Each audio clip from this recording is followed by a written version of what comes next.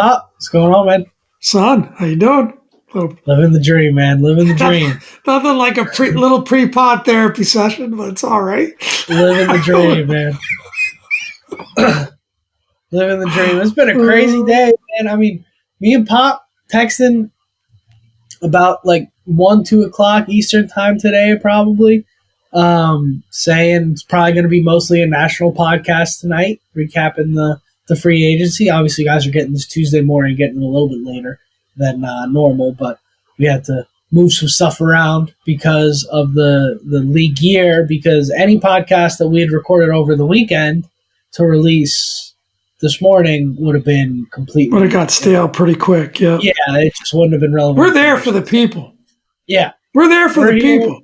Monday night, scrapping, putting it together, so let's get down to the bottom of it, man. We were talking about earlier today, we woke up, obviously, breaking news, the first Commanders deal was the Javon Kinlaw signing. We figured we'd talk a little bit about that, but we're looking around going, man, quarterbacks shuffling around, dominoes are falling. There's probably way more exciting stuff than the Commanders news to talk about. Probably not going to be a pretty quiet Commanders day, especially as we're seeing guys like Afanga go off the board, guys that we'd had, Milton Williams, Josh Sweat, both go off the board, guys that we thought maybe would come here would be the marquee signings. But you know Adam Peters. Adam Peters couldn't let this day go by without reminding everybody. I don't want to get demonetized, but without reminding everybody who carries around the hammer when it comes to general manager. And he makes a trade that nobody saw coming. Nobody had any information on. I mean, and frankly, nobody saw Kinlaw coming. Nobody had any information on Kinlaw. Two guys that were definitely not on anyone's radar.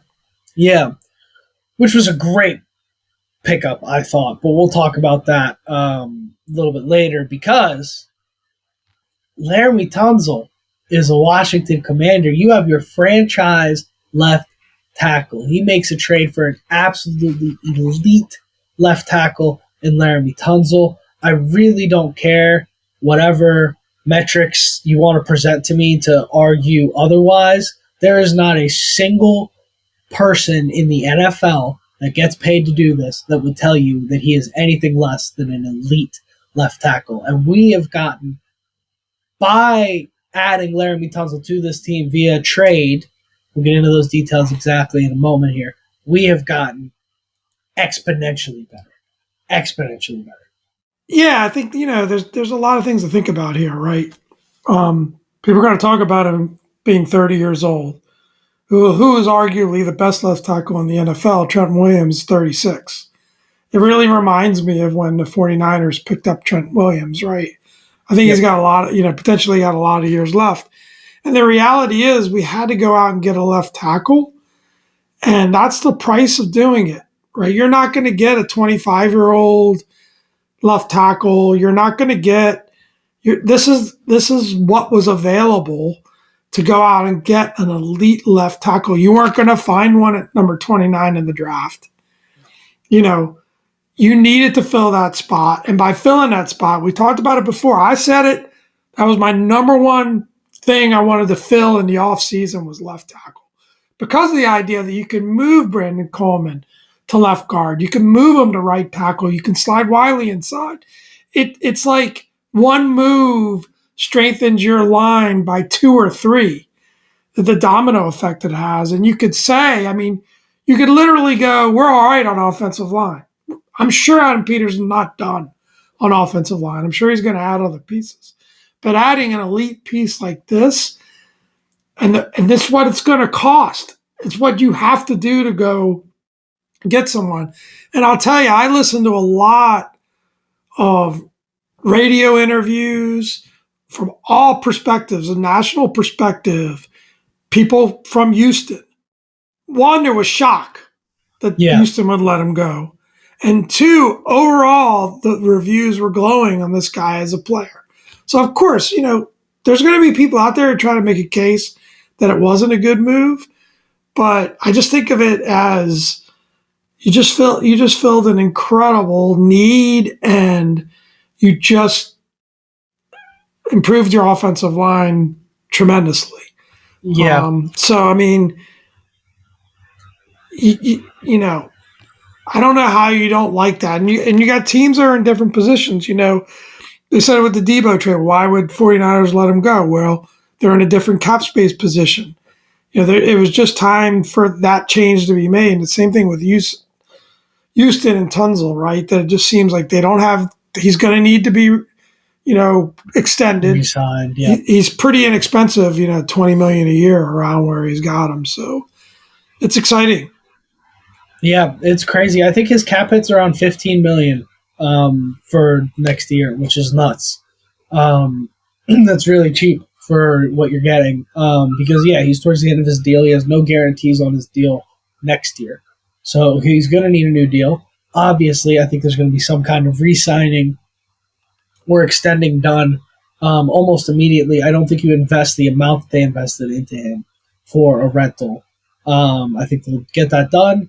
And then once that's done, that will probably create more cap space, because I wouldn't be surprised if there's some kind of converting this year's cap hit into salary, this year's cap hit into salary bonus or something along those lines. You know how they do that fun stuff. I know Houston is actually taking on a decent portion of dead cap from Tunsil leaving. So it's pretty incredible. Obviously, just a bit of background on him. He was selected 13th overall by the Dolphins. There was that whole picture situation that fell him down the draft board, but this guy was going to go number 1 overall. And he slid down to 13 because of that situation that happened on draft night, the infamous situation you guys all know about. And it proved out to be just fine, because he's been a stud since then. Got that $66 million extension with the Texans a few years ago. And then since then, he's had 4 Pro Bowls, 2020, 2022, 2023, and 2024. He's a premier pretty good resume in the NFL. Yeah, not bad. Pretty good resume, and still in the prime of his career. So yeah, and the thing that I love the most about this, there's a few things, right? You basically have, let's say he retires when he's 35, and you keep him here until he retires, and his production stays the same. Let's hope, right? You have 5 years to find your next left tackle in the draft, and you know that Adam Peters will take care of that. And as you have 5 years to get a left tackle on a rookie deal before you have to pay Jaden probably $1 billion when he's due his contract. So this sets you up so nicely, because this is going to keep you so competitive now. I mean, we made it to the NFC Championship game with Trent Scott starting on this offensive line, and now you're looking at, I think it's probably going to look at Tunsil at left tackle, Coleman will probably slide into left guard, Biadish at center, Cosme at right guard, and then I think they'll keep Wiley or Cornelius Lucas at right tackle, whatever makes the most sense there. But you have to re-sign Lucas first. But yeah, I mean, it definitely gives you options. It feels a lot like, that they're doing with Coleman that they did with Cosme, right? Cosme was originally a right tackle, slide him inside. So gotta love it for offensive line. I think it's a great move for sure. Yeah. I think I don't love the fact that we've kind of depleted our draft picks, but we've got a 1, a 2, a 4, a 6, and a 7. But I do like the fact that we've kept that first and second pick, and that's really where you're going to get the impact guys that potentially can be starters for this year. And I think the other thing to keep in mind is that you've got guys in year 2 from last year's draft. Last year's draft, we had 3 number 2 picks, 2 number 3s, 2 number 5s. So we loaded up on guys last year. So hopefully a Ben Sinnott in a year 2, and a Luke McCaffrey in a year 2, and Jordan McKee or Dominique Hampton in year 2 are guys that, even if half of those guys step up, right, and perform, you've done pretty well. And then, of course, you got John Baptiste, who actually came in and contributed once he came back from injury at edge. Played well, seems to have some potential. So, you've got a bunch of young guys from last year that are coming back. I mean, we already know about, Jahan Newton and, of course, Jaden Daniels and Mikey Sanistrol and Brandon Coleman, right? So, the fact that this year's class is depleted is kind of made up for the fact that you got a bunch of young guys coming back from last year, and you still got your first and your second, and I think you can do a lot with that fourth round pick. So, it's a heavy price to pay, but you weren't going to get the deal done.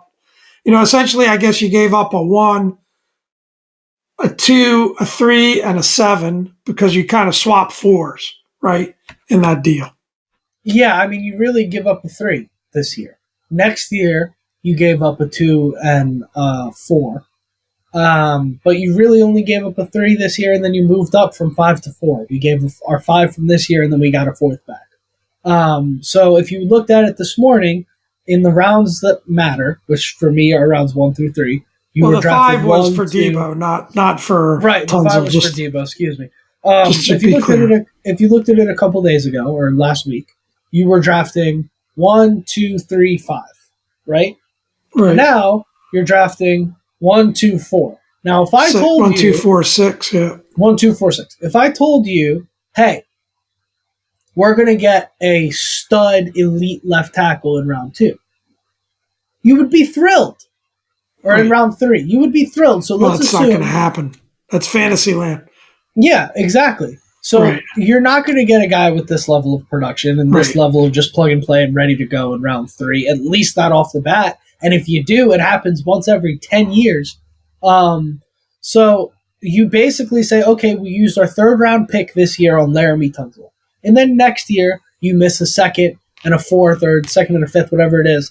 But I don't care about losing a 2nd round pick next year today. That doesn't really bother me. You've got a whole free agent class to solve. You've got last year's draft class to step up. You've got this year's draft class to step up. You've got a whole nother round of free agency next year. You've got guys on this roster you can move. I think we should care, but it's the price you got to pay. Yeah. Right? You're not going to get this deal done without doing it, and to be able to get an elite left tackle, I think we've nailed that. But what about Javon Kinlaw, 27? This was an interesting one. This is a guy I wasn't on anyone's radar. 6'5", has a really strong burst, seems like a straight-ahead guy, more of a pass rusher than a run defender. I guess he ends up replacing Jonathan Allen. I think he's going to be one of 3 in that rotation with Jahan Newton and Deron Payne. What do you think of this move? I actually think $45 million over 3 years. I actually think you're going to see a lot of Kinlaw playing on the edge in 3. Yeah, I think he's got some versatility. Well, it's something that Quinn likes to do. Something Quinn loved to do in Seattle was keep one edge as a really strong run setter, set the edge, and force everything into the middle. He called it like the elephant end was his term for it. And I think we're going to get familiar with that term soon. And I think Kinlaw is probably going to play that role here. I think it's writing on the wall for Deron Payne. I don't think Deron Payne will be around this time next year. You're able to get on the right side of the dead cap savings if you cut him this time next year. I think it's writing on the wall for that. I think going forward, they want this tackle. Depends on how he plays, I guess. Yeah, but the body of work for me, if he balls out in another contract year, great. But the body. So have you heard that from anybody? Is that just a Dominic theory? I'm curious. Prior to Kinlaw signing, I had heard that you're likely to see Payne in the same situation you saw Allen in this year, next year. They're probably going to try and trade him, or they're going to release him because you're on the right side. It's just how these contracts work. Once you get to those last years of the deals where there's no guaranteed money left, you save cap money if you cut the guy. And if the guy's not playing at the level that he demands an extension, you either cut him or you trade him. Yeah, That's how it works. I think I get it, and that's worth noting. I don't think it's worth focusing on because I think for this year, I think we're looking at those 3 guys. But I understand it's part of what makes the deal make sense potentially. But I think for this year, I think they want that 3-man rotation. They want that flexibility, like you said, to be able to move Kinlaw to the edge. I think this one you could say could be a little bit of a head scratcher, just in the sense of what we've seen out of Kinlaw over the past 4 years. It's been up and down. It hasn't been outstanding. Seems to be a high character guy. Yeah. But obviously, this look at what we did with Dante Fowler last year. This coaching staff can coach players up. And one thing that I heard Logan Paulson say is that he thinks he played 3 of his best games with the Jets in his career last year. So maybe this is an ascending guy. This is a guy with first-round talent, obviously. And this coaching staff sees something in that skill set, in that talent, that feels like we can really leverage this and take advantage of this. And that's what you hope. Yeah, right? well, what I tweeted out last year or earlier in the day before the Tunsil thing happened was that last year at this time, we were talking about Patrick Queen, right? And then we ended up with Frankie Louvu. And that wasn't necessarily the guy that we thought we were going to get. That wasn't the bell of the ball. And he ended up being an elite producer for this defense. Frankie Louvu ended up being a game changer, a disruptor, an elite producer because Quinn and Peters know the kind of guy they want to get. They know who they want. They get him.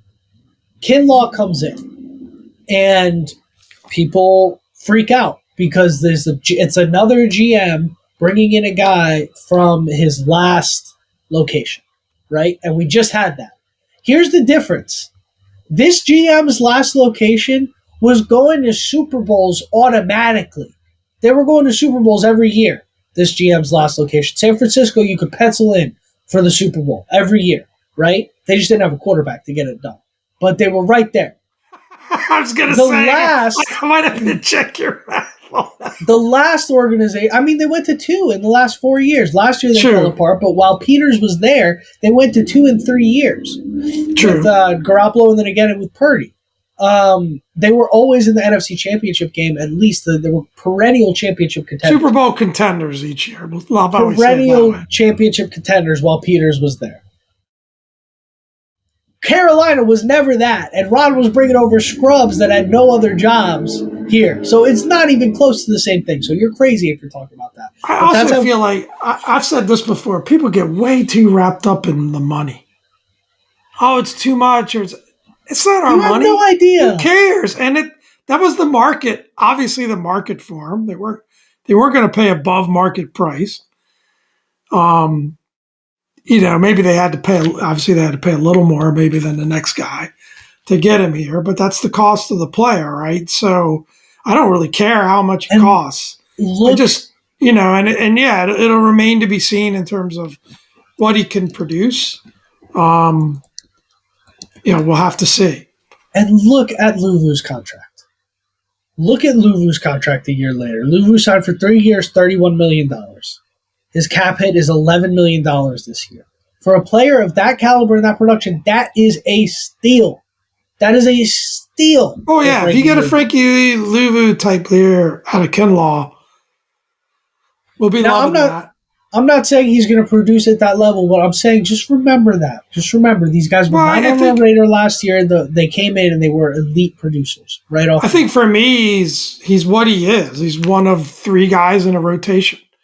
Yeah. Potentially that, with some flexibility, move to the outside. Like, that's what he is. He's one. I think they're going to, people will say, is he third? Is he first? Is he second? I don't think it matters. I think they look at it as those 3 guys are going to be, all 3 are going to be starters. Yeah. And it became an area of need. It was basically a swap out of, Kinlaw for Allen. And there's probably things that they saw in Kinlaw which were, unique as compared to Allen, and maybe unique as compared to Jerron Payne and Johnny Newton. So, we're gonna trust in these guys' ability to evaluate, coach these guys up, because I think after year 1 they have a pretty great track record of doing that. Bottom line is you're paying him less money than you paid John Allen. He's younger, bigger body, and this is a guy handpicked for Dan Quinn's system. So I'm going to go ahead and trust that because the guys that we've handpicked for Dan Quinn's system so far, we haven't really missed on defensively. So I'm cool with Javon Kinlaw. I'm happy about that. Now, guys that we brought back. As of right now, this is it. In terms of guys we brought back, all pretty much guys that we thought were going to happen. Brought back Bobby Wagner. Brought back Zach Ertz. Brought back Tress Way. John Bates got a 3-year deal, which I thought was great. I'm in favor of that. I think Bates is a super talented player. I think he's an incredible blocking tight end, maybe one of the best in the league. And, well, not maybe. He is one of the best in the league, maybe the best in the league as a blocking tight end. And he can do just enough with his hands to keep you honest.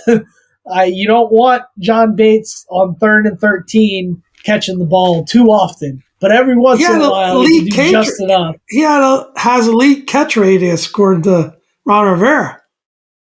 Yeah.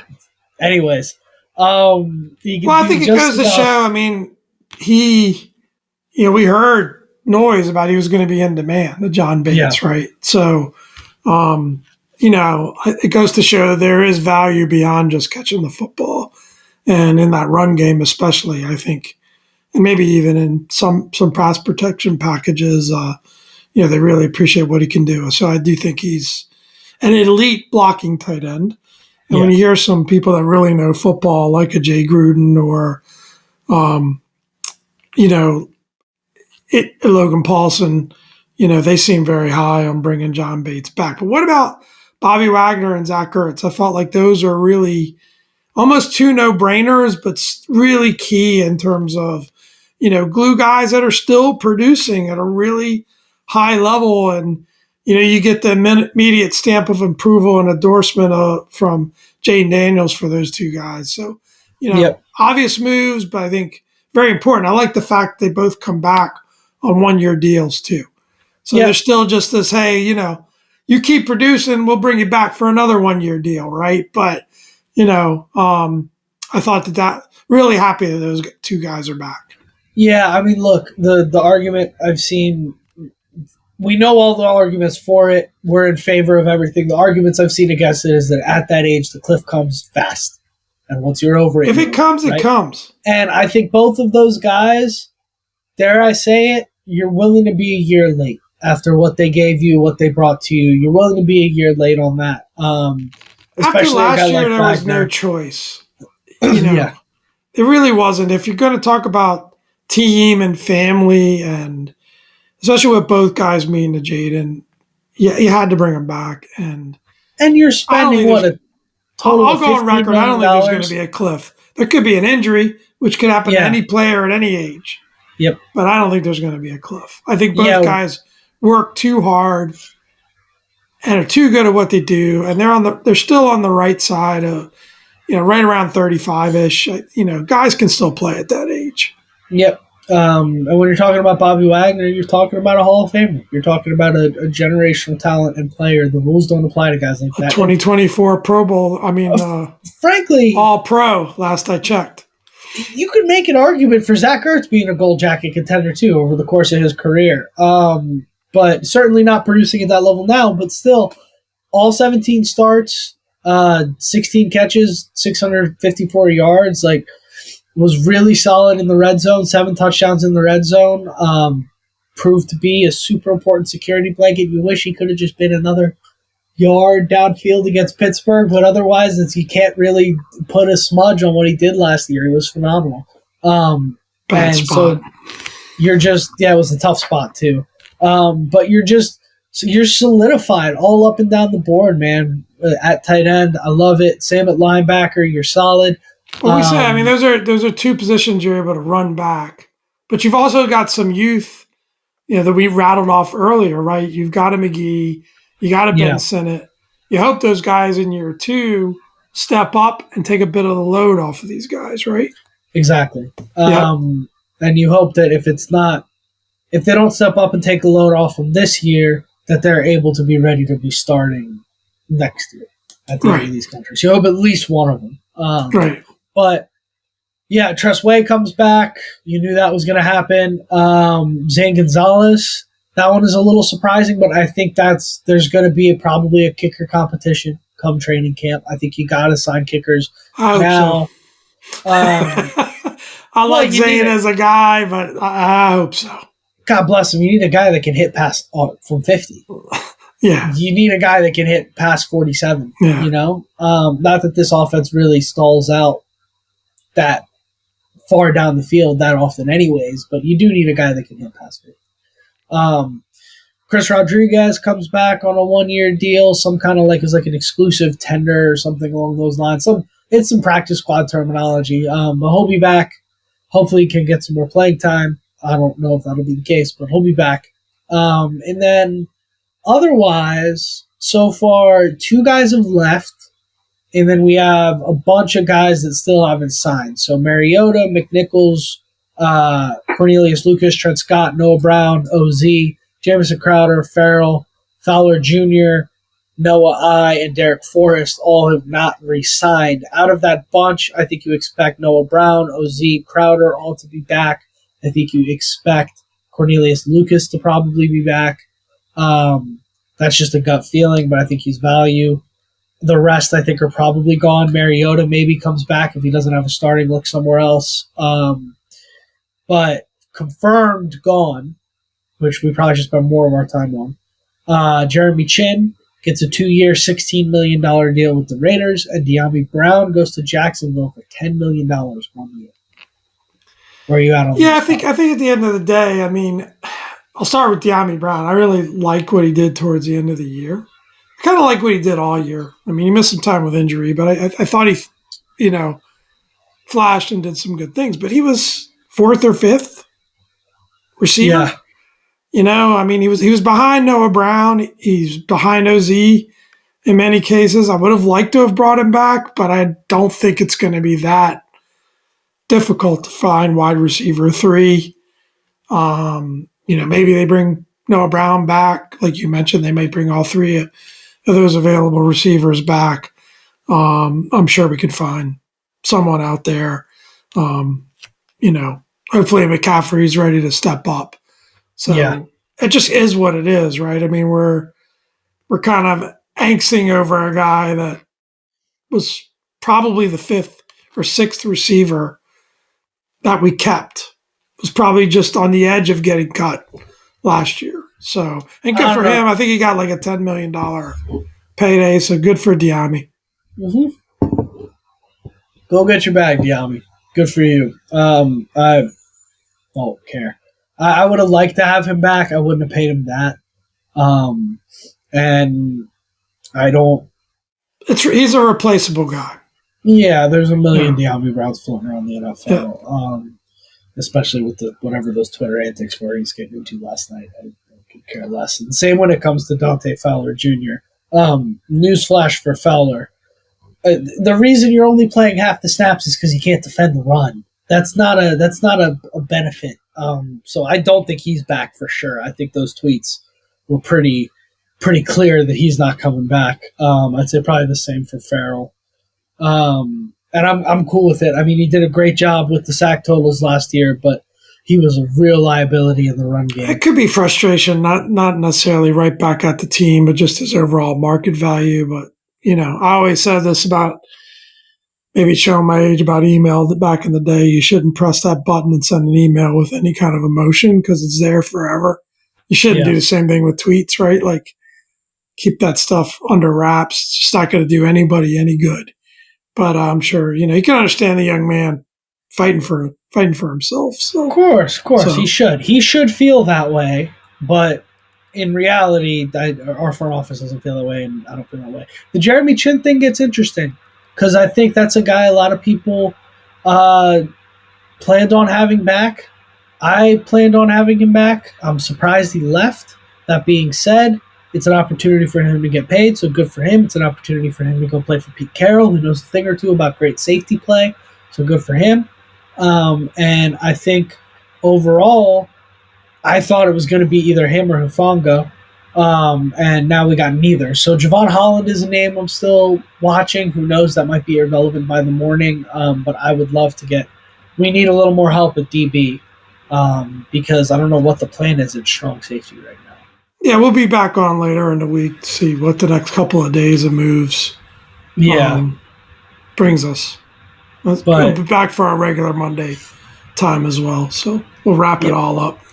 Yeah, but that's all in Commanderland. I think the Jeremy Chin walking thing probably means Noah Igbenogany comes back, in my opinion, because now you got to get a safety and a corner. and he's cheap enough that you just keep Mikey on the outside, get Noah in the slot. I think you'll be just fine.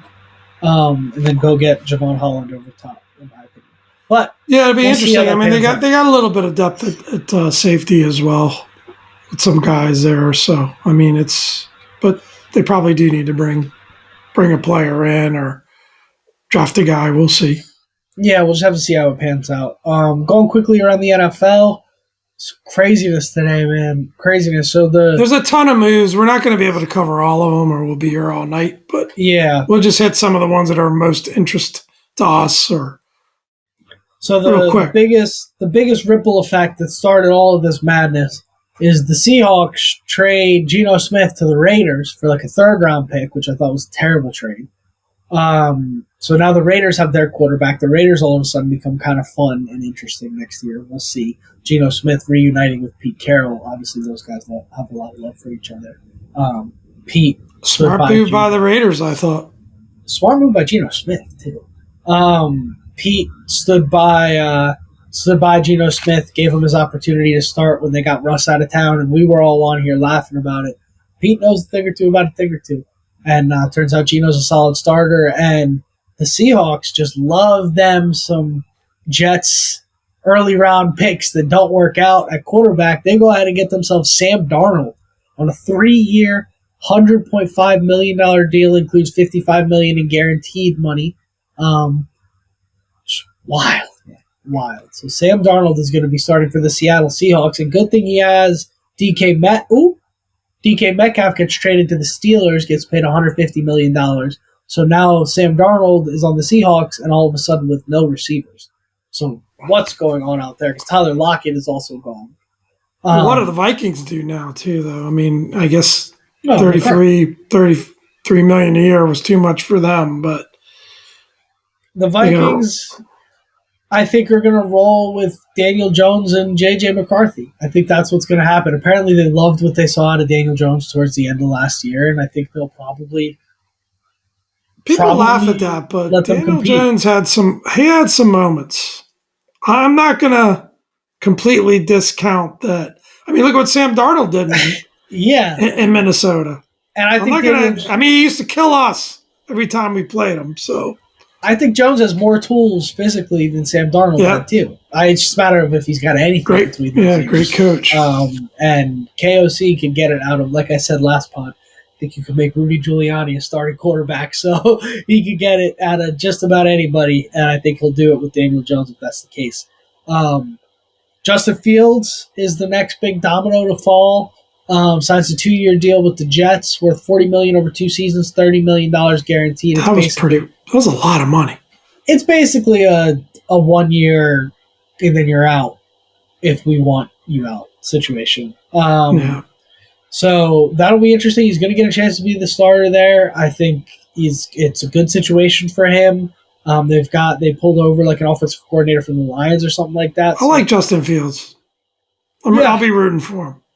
Me too, for sure. I'm a fan of Fields. He's had a pretty raw deal with the situations that he's been in thus far. So hopefully things work out. And he handled the Pittsburgh situation like a pro last year. So credit to him. A lot of guys would not respond so well to getting pulled when you're 4-2. But he handled it well. So Eagles lose Josh Sweat and Milton Williams, so 2 of their 4 stud defensive linemen go ahead and leave Philly. And Myles Garrett signed for $1 bajillion in Cleveland. So no, Myles Garrett will not be winning anything anytime soon, but he's got $40 million a year. And hey, I'll give up my chance to win a Super Bowl for $40 million a year. Would you, Pop? I mean, I want to win a Super Bowl, but $40 million a year would be pretty sweet. And I'm, probably not winning anything anytime soon anyway. So you don't have to worry about Garrett going to the Eagles. They're weakened on the line now. I mean, they've got Howie Roseman, and it's a great defensive line draft. So I'm sure they'll find a couple studs that, got themselves into some trouble and somehow slid directly into their lap somehow. And they'll pick them and they'll be studs and it'll be great. But Josh Sweat goes to the Cardinals. to go reunite with his old defensive coordinator, Jonathan Gannon, and Milton Williams goes to the Patriots, who have been spending a ton of money. Somewhat breaking news, Chase Young signed with the Saints for 3 years. Yeah, 3 years, 50-something million contract. Got paid pretty well, yeah. Good for Chase. Good for Chase, man. Happy for him. Speaking of guys that aren't going to be winning anything anytime soon down in New Orleans, that's certainly not going to be a contender, but that's a lot of money. So good for him. Najee Harris also signs a 1-year deal with the Chargers. So that means J.K. Dobbins probably going to come available. But it's going to be an interesting situation as things continue to unfold here. But yeah, like I said, there's a ton of news, but some of the quarterback moves are wild. Thank goodness we're not in the quarterback market. That's all I can say. And like you said, I think maybe a good way to end it, I'm going to steal a quote from you.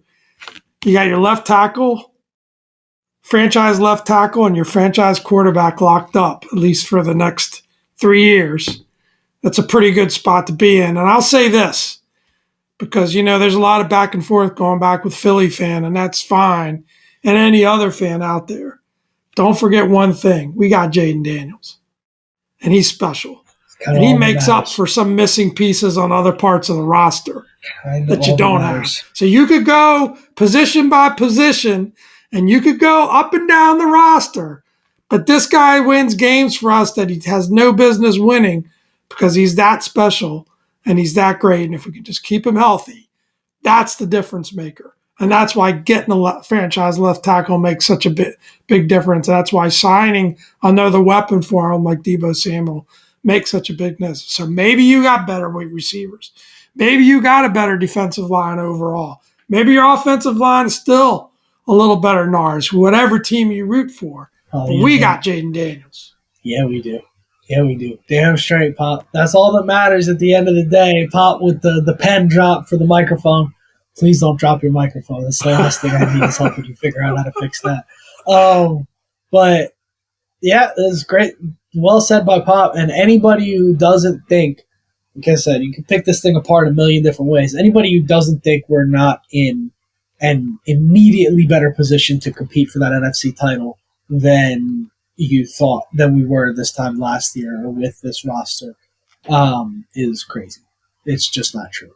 It's just not true. Well, and there's more work to be done, right? They're going to fill more spots. They're going to sign more free agents, both bringing some of our guys back. And, there's a lot of players still out there. So, and I think hopefully we get 2 guys that can start out of the draft still. So it's exciting. I think we should wrap this for late on a Monday night. But it was a lot of fun. Thing up. And Adam Peters, we trust. Yeah, in Adam Peters, we trust. No reason. Our faith never wavered. And we know, we watched some of y'all. Our faith never wavered. All right, Pop, let's wrap this thing up. Without further ado, I'm Dom. This is Pop. Thank you for another great week, everybody, and hail to the Commanders. Hail. Just love me,